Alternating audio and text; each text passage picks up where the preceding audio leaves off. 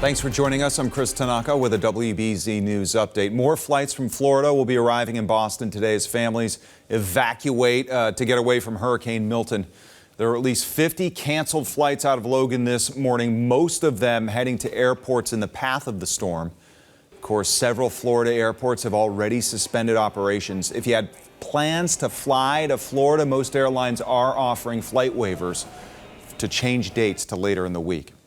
Well, Stewart Healthcare says it's abandoning Norwood Hospital and its 4 affiliated clinics. Now, the hospital's been closed since a flood damaged the property about 4 years ago, but 4 satellite clinics have been running since then. Stewart says it plans to close those offices when their licenses expire next month. State health officials say they're looking for options to continue offering care, also working on getting healthcare workers jobs at other locations. Hey, heads up, if you have any business at the RMV this week, the registry says all online transactions will be unavailable for about 24 hours starting tomorrow night at 10 o'clock. They say it's because of system maintenance. They're asking customers to try their transactions after midnight on Friday.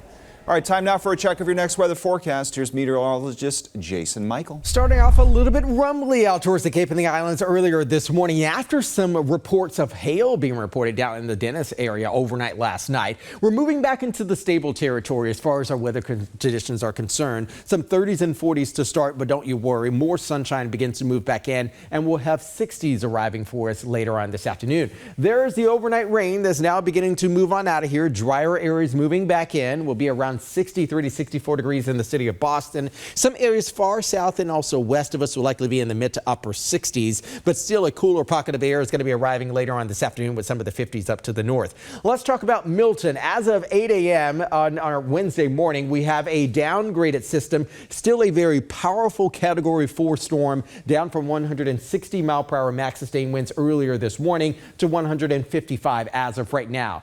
In terms of heavy rain, we're still expecting a very high level of heavy rain potential across central Florida, with much of the state enduring at least 6 inches of rain just from Milton alone. Storm surge will also be a major threat on top of that near the Tampa Bay, Sarasota region, all the way down to the Fort Myers region, at least 8 to 10 feet in terms of storm surge. On the highest end, roughly around 15 feet. The wind field with the storm system just before landfall will likely grow as well, including areas south of Naples all the way up through Orlando, Cedar Key, even as far as north and east of the Daytona Beach region.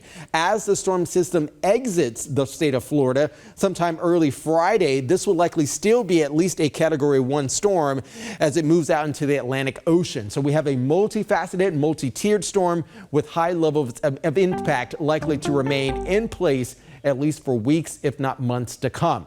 Meanwhile, we're back stable here in the north. We'll have temperatures in the 70s, in the 60s, almost at 70 degrees heading into the weekend.